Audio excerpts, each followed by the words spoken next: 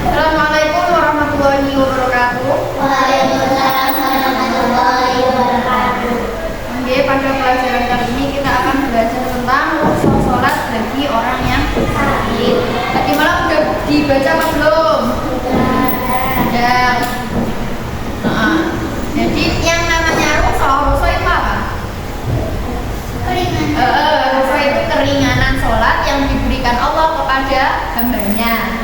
Jadi Allah itu memberikan keringanan kepada hamba-hamba khusus, tapi tidak semua yang diberi keringanan, tapi hanya hamba-hambanya Allah yang khusus. Nah, sebelumnya ayo lihat video dulu.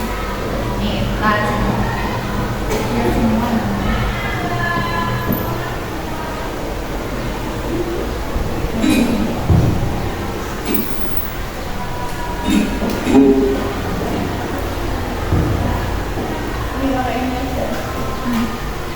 Ini kan ada orang sakit. Sholat di waktu sakit dengan posisi duduk. Jadi kalau orang sakit dia boleh duduk. Dia kan nggak bisa berdiri, jadi boleh tangan duduk. Nah ini namanya apa? Soalnya kan ada dudunya kan ada mental itu. Dudunya pakai tayamum, soalnya dia nggak boleh kena air.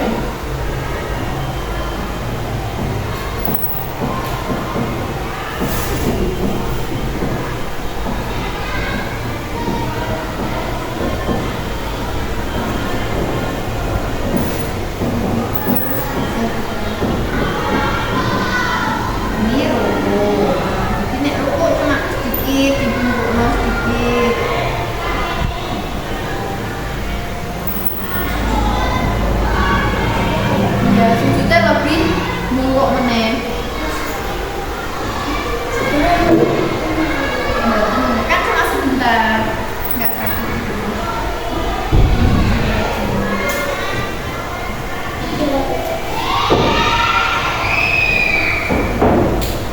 Nah, salam seperti biasa.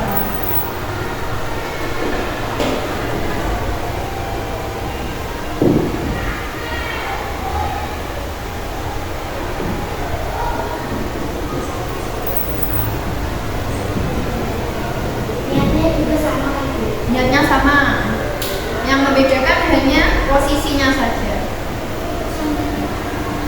Duduk bukan duduk. Oh ini ya, ini namanya telentang.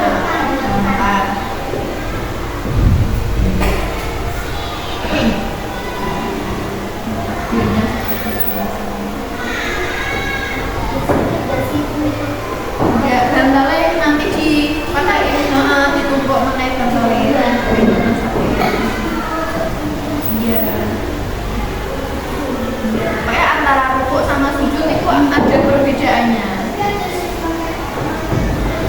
Iya, pakai isyarat. Kalau yang udah nggak bisa digerakin itu pakai isyarat. Cuma ketip, misalnya dia mau rukuk berarti ketipnya 1 kali, terus kalau sujud nanti 2 kali. Iya, itu soalnya badannya sudah nggak bisa digerakin lagi. Di hati nggak apa-apa. Kan emang lihat itu letaknya di hati. Iya. Cuma diucapkan itu hanya sebagai pelafalan itu. Ben apa? 1 kali nggak apa-apa biasanya. Nah, nggak bisa gerak sama sekali.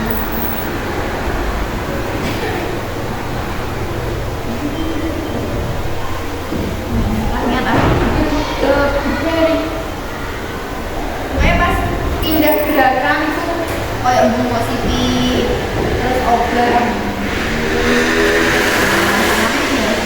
Bacaannya juga biasa, juga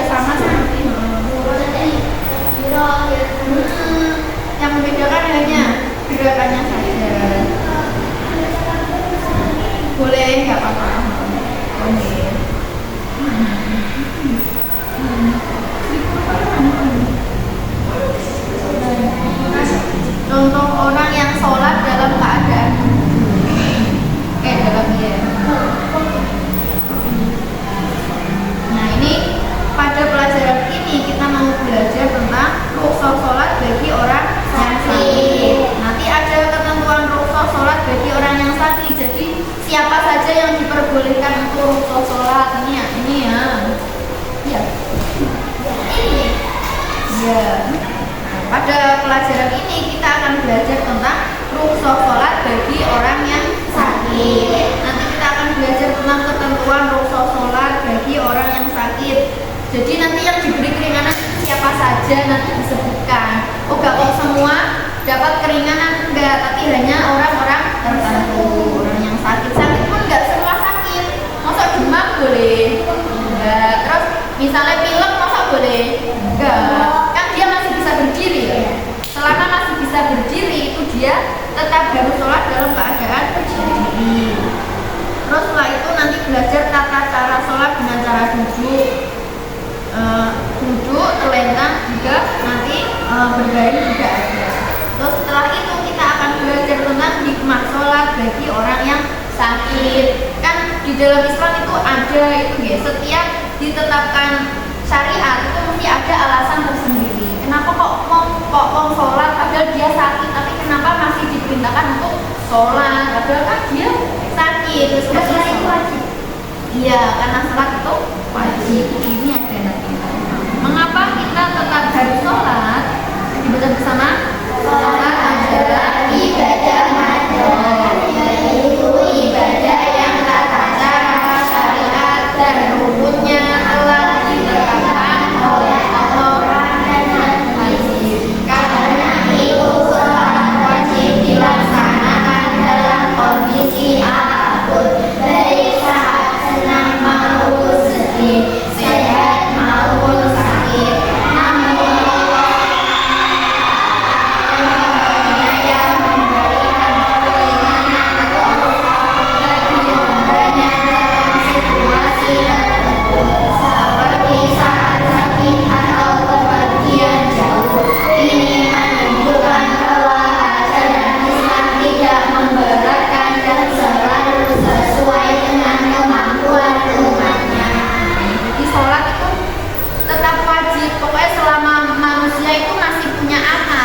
tetap harus sholat.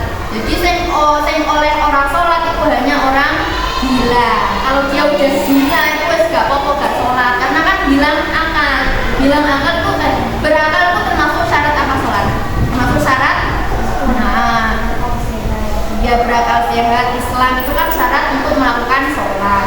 Nah, terus nanti ada situasi di mana orang itu tidak bisa berdiri. Kayak Pak Muflis kan berjamaah. Nah, itu kan sholatnya dengan cara berdiri kan kesusahan. Nah, itu boleh sholat dengan cara duduk. Terus lagi, siapa? Biasanya. Terus sholatnya apa? Duduk. Soalnya kan nanti sakit di dua angkat. Nah, itu kayak hikmah Islam itu memberikan keringanan kepada orang-orangnya. Bukti bahwa Allah menyayangi hambanya. Terus ada lagi, misalnya naik pesawat kan duduk terus, masa dia pindah posisi berdiri sujud kan kena turbulensi ya, goyang-goyang. Jadi ini sholat boleh sambil duduk. Jadi tidak hanya sakit saja yang boleh sholat dengan duduk, tapi bagian di atas pesawat itu juga bisa. Iya, di atas kendaraan. Terus ini enggak, kalau sepeda motor enggak boleh. Ini apa itu rukhsah? Rukhsah adalah kemudahan dari Allah untuk orang sakit. Rukhsah adalah kemudahan dari Allah untuk orang yang sakit agar tetap bisa melaksanakan sholat. Ada berbagai cara yang dapat dilakukan sesuai kemampuan masing-masing. Jadi namanya rukhsah itu keringanan. Contoh rukhsah itu tidak hanya gerakan sholat yang asalnya berdiri boleh duduk, gak hanya itu, tapi pada pelajaran sebelumnya ada rukhsah yang diberikan Allah kepada orang yang bepergian jauh. Apa itu? Sholat boleh di jamak dan di kosong, itu termasuk rukhsah. Jadi rukhsah itu tidak hanya keringanan yang diberikan kepada orang sakit, enggak itu saja. Terus ini sholat tetap wajib meskipun sedang sakit. Meskipun sedang sakit, sholat tetap wajib dilakukan. Allah memberikan kemudahan melalui rukhsah agar kita tetap bisa beribadah dengan cara yang lebih mudah. Nah, jadi intinya rukhsah itu diberikan Allah kepada hambanya agar para hambanya bisa melakukan ibadah tapi lebih mudah. Jadi tidak memberatkan hambanya. Nah ini bentuk rukhsah sholat bagi orang yang sakit. 1, dia boleh sholat dalam keadaan duduk. Saat sakit kita bisa melakukan sholat sambil duduk di kursi atau tempat tidur. Ini membantu kita tetap melaksanakan kewajiban tanpa merasa lelah. Kalau ini rumah sakit kan diinfus ya, diinfus sampai bolak-balik. Yang gini kok nak misalnya infusnya berada di bawah kan kok nek yang gerak itu apa pengaruhnya berdarah, makanya kita boleh sholat dengan duduk. Terus lagi boleh dengan berbaring, misal dia nggak bisa gerak, nggak bisa duduk gini, digerak kayak duduk itu dia boleh berbaring. Terus lagi yang terakhir dia boleh pakai isyarat. Nek wis ora iso di apa-apa no, sholat hanya dengan isyarat. Contoh kayak misalnya ada orang sakit yang nggak bisa digerakkan badannya tuh apa? Saraf. Nah, saraf kan biasanya anak stroke barang kan. Lain stroke kan mati sebelah. Ada yang stroke sebelah, ada yang stroke semua kan. Siapa? Dia. Itu sakitnya juga stroke. Nah kan stroke kan nggak bisa gerak lagi badannya. Itu boleh tetap harus sholat selama dia masih sadar. Nah sholat dengan cara isyarat misal kayak takbiratul ihram kan dia duduk lah. Terus orang yang sehat itu natakno tangannya biar sedekah. Jadi buku tapi tangannya gini kayak wong sholat. Terus pastinya dia niatnya di dalam hati. Terus ketika takbiratul ihram nanti ketip 1 kali kerja pengpisan. Terus nanti empun kalau udah ganti gerakan misal mau ruku nanti ketip lagi 1 kali. Terus kalau misalnya ruku kok 1 kali ketip, nanti kalau sujud 2 kali, bisa seperti itu. Itu gerakan sholat dengan isyarat. Terus ini jadi Islam kan setiap apapun yang diajarkan dalam Islam, yang disyariatkan itu mesti ada hikmah. Hikmah itu apa? Hikmah itu ada pelajaran tersendiri. Kenapa kok itu diperbolehkan? Hikmahnya itu apa? Kenapa kok rukhsah sholat diberikan kepada orang yang sakit? Itu hikmahnya yang pertama, agar kita mensyukuri nikmat kesehatan yang diberikan oleh Allah. Buka halaman berapa? Ayo, hikmah sholat bagi orang yang sakit. Halaman 42. Nah itu ada ketika sehat, yang poin 1 yang dibaca itu, ketika sehat kita dapat menjalankan sholat dengan sempurna, sehingga kita harus bersyukur kepada Allah atas nikmat sehat tersebut. Akan tetapi ketika sakit kita kesulitan untuk sholat dengan berdiri karena tubuh terasa lemas dan tak berdaya. Meskipun demikian kita harus tetap bersyukur karena ketika sakit Allah mengangkat dosa-dosa kita. Jadi ketika sakit kita itu harus bersyukur. Bersyukurnya apa? Jadi hikmah seseorang bisa merasakan nikmat sehat. Nek pas loro kan akhirnya koyok ternyata lebih enak sehat daripada sakit. Nah karena itu salah satu rukhsah itu keringanan.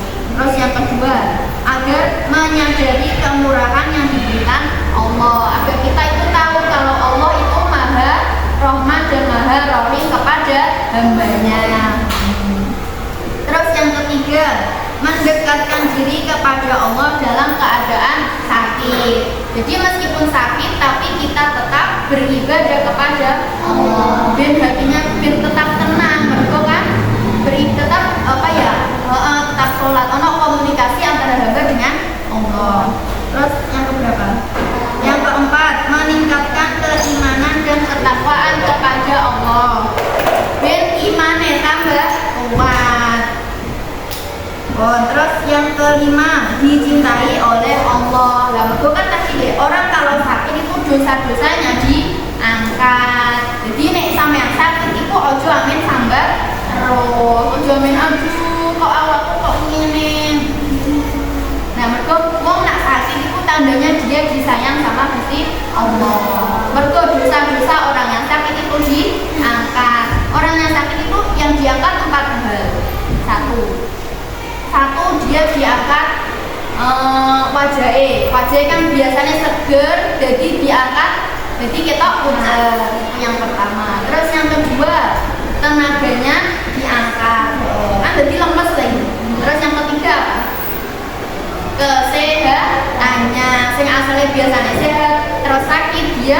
tidak bisa sehat seperti semula. Terus yang terakhir yang diangkat itu dosa-dosanya. Jadi wong nak sakit itu dosanya diangkat selama dia menjalani pas wayah sakit itu dengan dalam keadaan ikhlas. Jadi nek pas sakit itu ya wis anggere dilakoni, mergo dosane diangkat. Jadi sing diangkat kenapa dosanya, kenapa tidak amal baiknya? Ya mergo saking sayangnya Allah ning dene hamba-hambanya. Oh, ada yang ditanyakan? Oke, ayo kuis sekarang. Ya, ini buka nomor 1.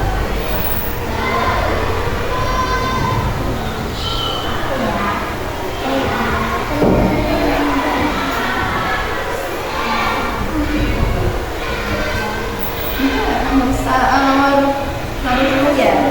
Dijawab bareng-bareng.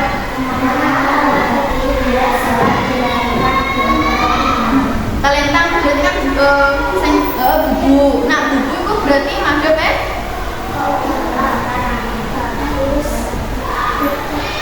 iya, ke kiblat. Beda sama berbaring loh ya. Kalau berbaring, kepalanya di utara, kakinya di selatan, terus dia miring madhep kiblat. Madhep kanan dia betul. Miringnya ke kanan madhep kiblat. Itu kalau berbaring. Tapi kalau telentang, kepalanya di kalau telentang nih bubu berarti di timur, kakinya di barat. Jadi kan tetap madhep kiblat, gitu betul. Kok bantalnya di jumurno? Oke, paham. Nah, jelek. Terus kalau duduk, kakinya ke bawah kemudian apa ya? Maksudnya kalau di sholat itu harus menghadap kemana? Kiblat. Berarti kalau duduk tetap menghadap kiblat. Iya. Oh, itu nomor 1. Bisa ya? Terus lanjut nomor 2. Kenapa kita harus bersyukur atas nikmat sehat yang diberikan Allah? Kata ini. Karena kita dapat mendapatkan Mengapa harus bersyukur atas nikmat sehat yang diberikan Allah? Karena saat kita sehat, kita bisa melakukan sholat dengan sempurna. Sempurna itu maksudnya dengan apa? Dengan berdiri. Ya, makanya kan syarat sholat kan ada 1 niat, yang kedua berdiri bagi yang mampu. Bukan wajib berdiri. Soalnya apa? Soalnya kan tidak semua orang bisa berdiri. Nah, terus ketika dia tidak bisa berdiri, dia baru boleh sholat dengan duduk. Terus ketika dia tidak bisa duduk, baru boleh sholat dengan telentang atau berbaring. Terus kalau sudah tidak bisa telentang atau berbaring, baru pakai di urutannya 3 ini harus urut. Orang-orang kalau misalnya dia nggak bisa duduk, nggak bisa berdiri, kok langsung mau bubuk, juga oleh itu nih. Kalau bisa duduk ya duduk dulu. Nah, wis gak bisa duduk baru boleh telentang atau pakai isyarat. Terus koyok misalnya mbah-mbah sing wis berdirine kuwangelan itu juga boleh sholat pakai duduk. Lanjut yang ketiga. Apakah tata cara sholat berbaring sama seperti tata cara sholat dengan berdiri? Sama. Niatnya sama, yang membedakan hanya posisi dan gerakannya.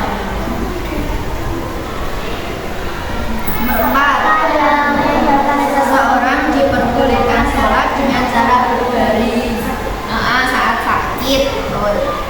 Saat sakit yang tidak bisa atau tidak mungkin untuk berdiri atau duduk. Lanjut nomor 5. Bagaimana cara sholat bila tubuh sudah sangat lemah dan sulit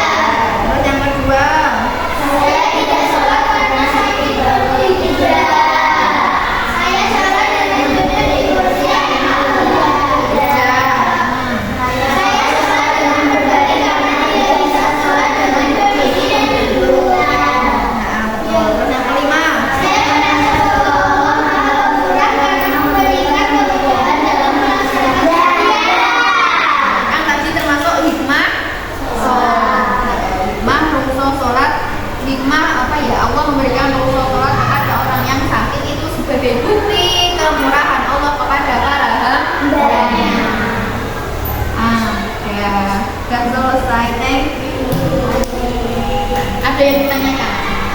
Udah paham? Kalau udah selesai, besok kita lanjutkan lagi di materi